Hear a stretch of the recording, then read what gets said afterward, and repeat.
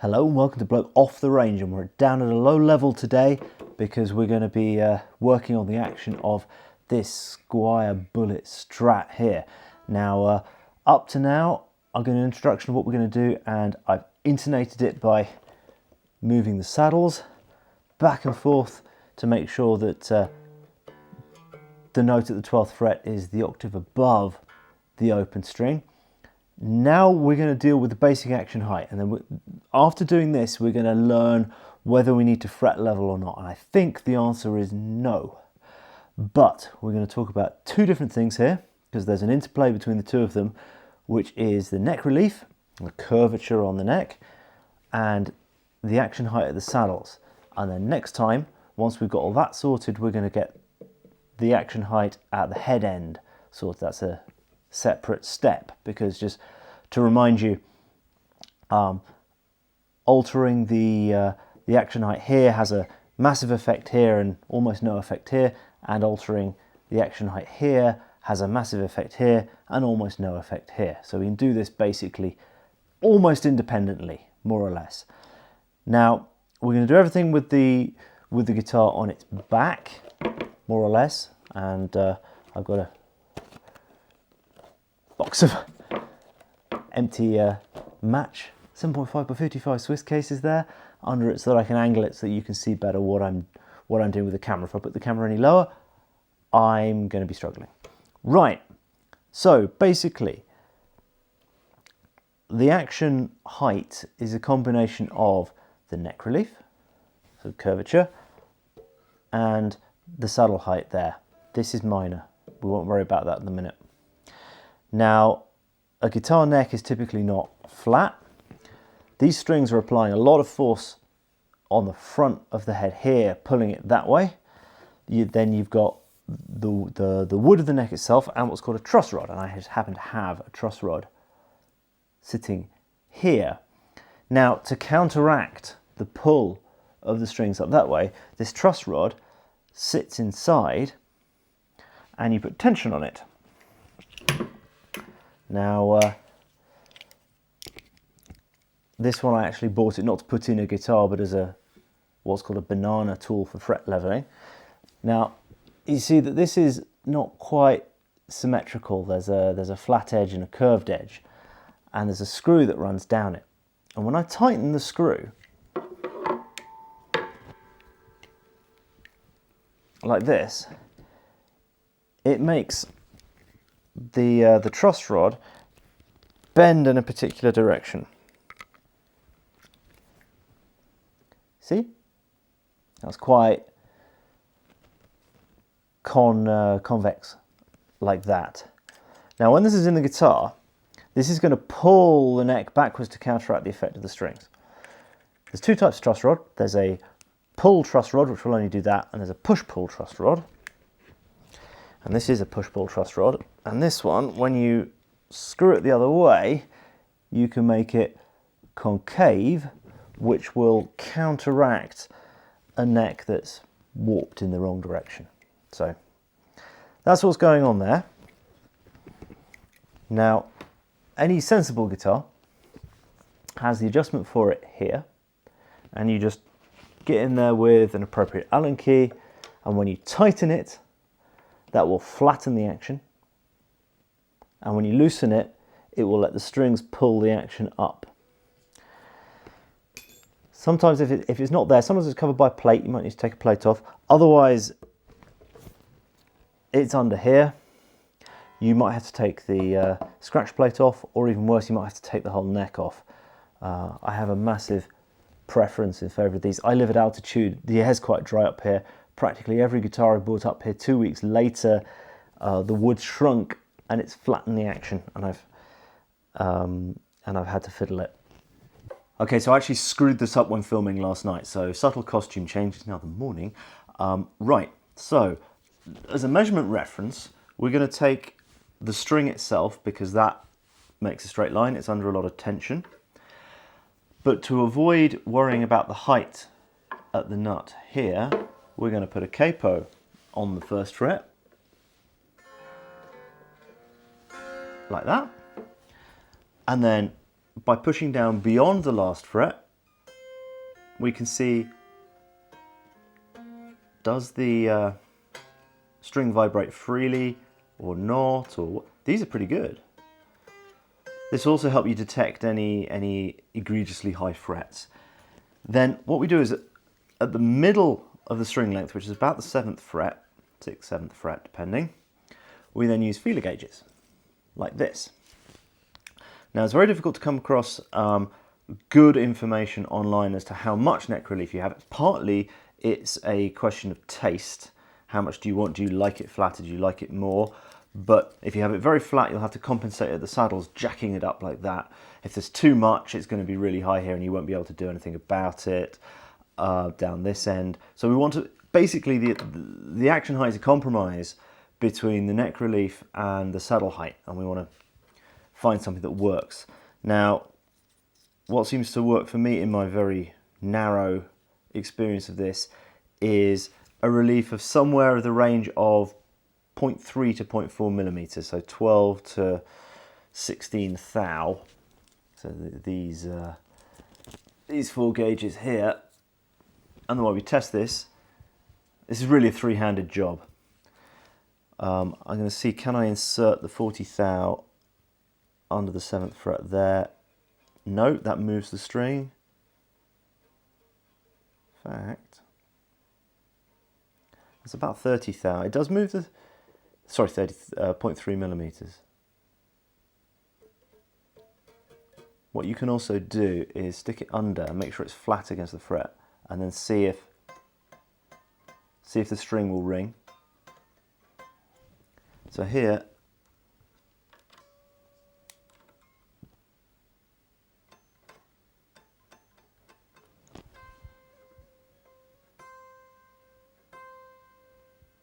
what I think I'm going to do there is I'm just going to give it a little bit more relief. So what we take the capo off.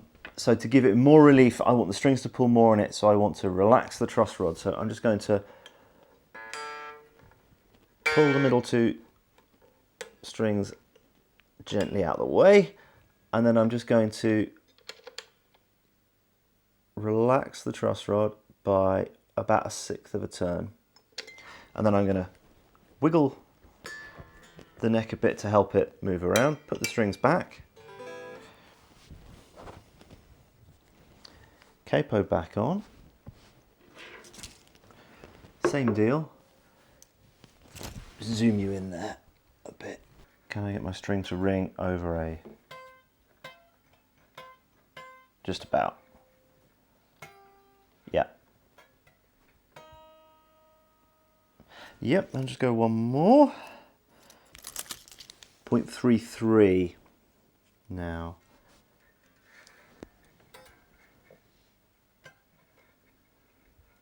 Make sure it's flat.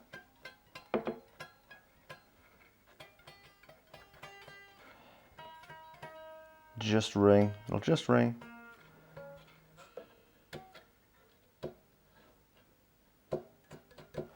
So the string will ring, some of the strings will ring and some won't. So we're about 0.33. So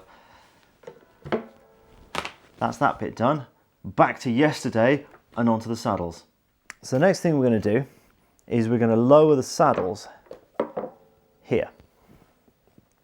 And we do that with an Allen key on each individual saddle. And you want to make sure that they come down parallel. These ones have 2 screws. In different types of guitars, there's different styles. These ones, we're going to bring them down little by little, sort of half a turn on either screw on each saddle, and we're going to do it 1 string at a time. And when we're done with 1 string, we're going to make sure it's in tune, because we want the tension to be correct. Now, because the guitar's lying on its back, the weight of the neck is pulling down. It's going to tend to make the action a little lower, and we're going to try and see how low we can get without any acoustic buzz, so any buzz that we hear directly off here. Now, there's basically 2 types of buzz. There's buzz that is bad enough to come through the speaker, and there's buzz that isn't. And some people will be absolute sticklers and won't want any at all. I'm a little more practical. A bit of jangle, a bit of buzz on here is fine, provided that the pickups don't hear it and it doesn't come through the speakers. So we'll turn the speakers on for this.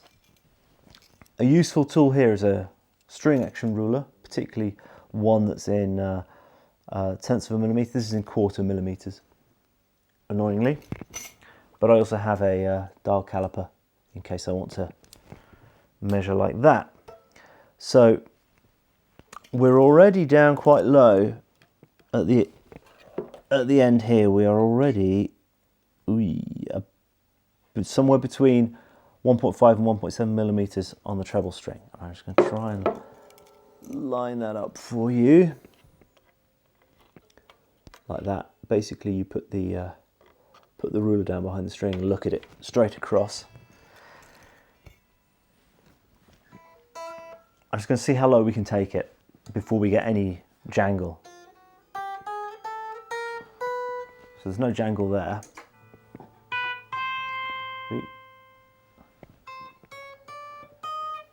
Just see if we can get that down a bit lower. So anti-clockwise, reduce the saddle height.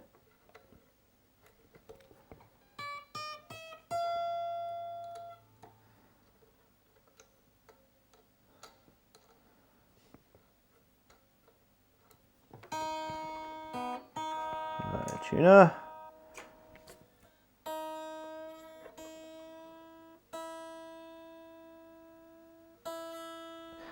I need to keep bringing it back into tune, otherwise the tension is going to be wrong, the vibrations of the string are going to be wrong. Now, if you're raising the saddles, I would loosen off the string at this end first, because you can put quite a lot of tension on it, bringing up the saddle here. If you're dropping them down, you can just retune it afterwards. And that is, he says, it's difficult to film this stuff. So that should be bang on a millimetre, which is pretty, you can hear the jangle. I'm getting some jangle. I don't know if you can hear that on the film, but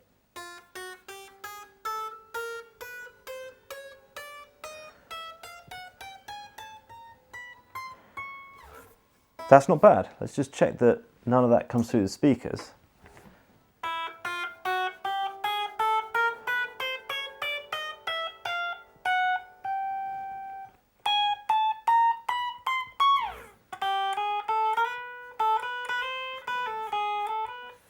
That's not bad.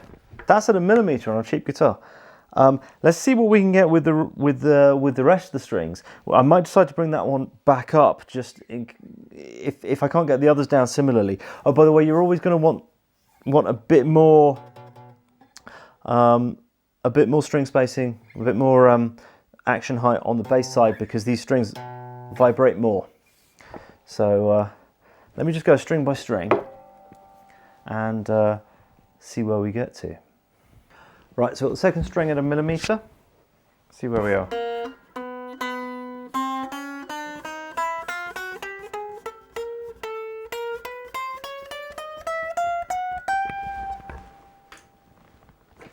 Well, tiny bit of acoustic jangle. Don't know if you can hear that coming through the microphone, but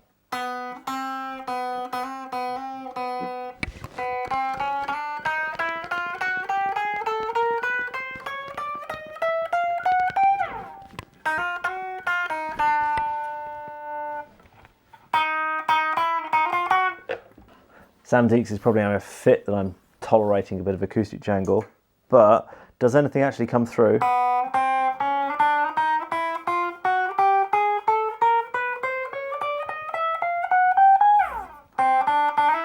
Totally clean. So we're at 1 millimetre action on these two strings here. Totally clean on the amplifier.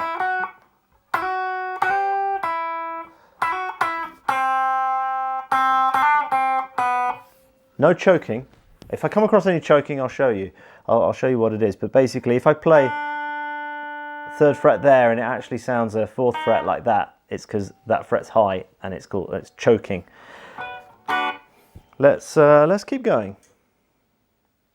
Oh, now something I should mention is as you wind them down, you should make sure that the saddles aren't butting up against each other. You should keep them clear as far as possible. This is a cheap bridge, but it's pretty easy to keep them clear of each other. I'm possibly even over-egging it, taking it down to a millimetre, but I mean a normal height of the last fret is sort of 1.5, 1.6, 1.7. And this is just a nice example of how, if there's nothing egregious going on in the neck, you've got no egregiously high frets, that just getting the balance right with the neck relief, you can actually get the action down quite low without any major issues. So let's keep going on. I'm going to work on the basis of sort of approaching 1.25 millimeters by this string, because this, particularly as I play drop D quite a lot, there's a bit of buzz coming through there, but not through the speaker, which is good. Excuse me. Okay, so D string, 4th string, what height are we at? So that's a 1.5. Let's just. Now, if you've got a slacker string, for instance, if you're playing drop D, you'll need more clearance, because the string's slacker, it's going to vibrate at a higher amplitude. A bit more.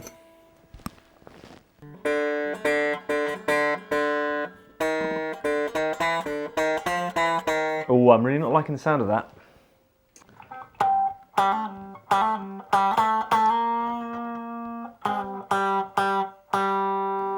I'm going to bring it back up a bit. There's far too much jangle. There's acoustic jangle, but I don't think it's coming through at this height, which is somewhere just under 1.5 millimeters.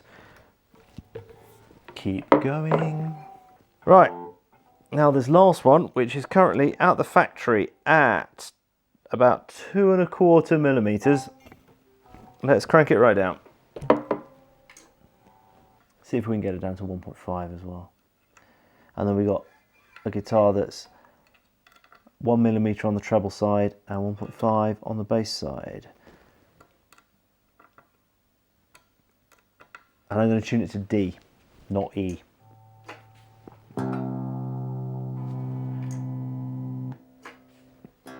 Well, that sounds kind of like a baritone guitar almost. Right, D. D natural. Yeah, that's somewhere between 1.5 and 1.75. Tuned to a D.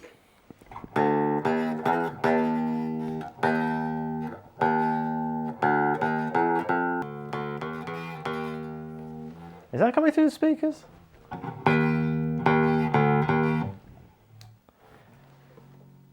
Hang on, my headphones on. Excuse me.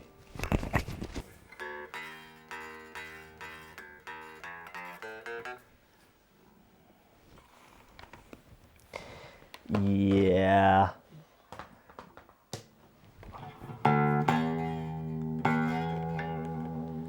It's always going to be a bit nasty at the moment because this is too high, but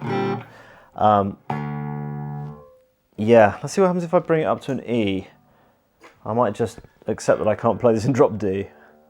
Use the Variax where I change it to drop D with a flick of a switch.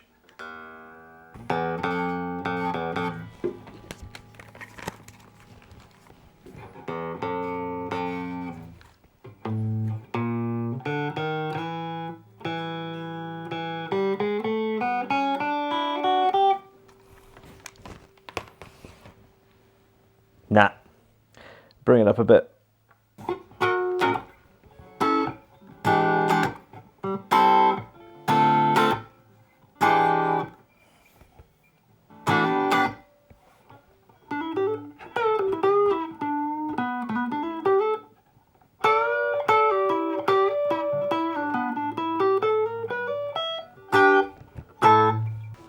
Now that I've cranked those strings down, you'll see that the pickups, and yes, I've still got the plastic on them, they're rather close to the strings than they once were, and then it's a question of what sound colour you want.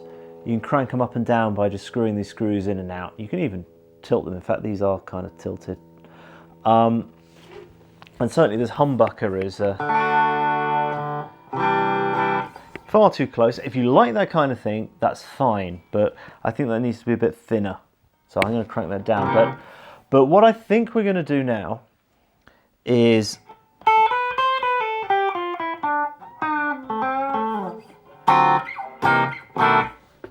there's possibly a little bit of jangle coming through there. I might want to raise it again, but what I'm going to do first is I'm going to deal with the nut, this bit here, and I'm going to polish the frets, and then once I've done that, if I need to come back up a bit, I'm going to come back up a bit.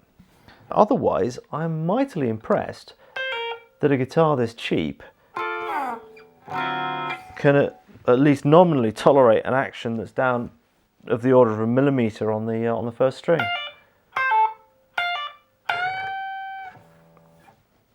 I mean, great work, Indonesian Squier factory. Honestly, I'm impressed. And in fact, a little secret is, I ordered this guitar. They sent me the wrong one. It was also a Squier Bullet, but it was a all singles, and I desperately wanted a humbucker there. That also, the initial setup out the factory, out the box, was fine. It would have been a good candidate, but I sent it back because I wanted that. So there you go. I hope that was at least vaguely interesting. We are now most of the way there, and we will continue this in another video. Bye.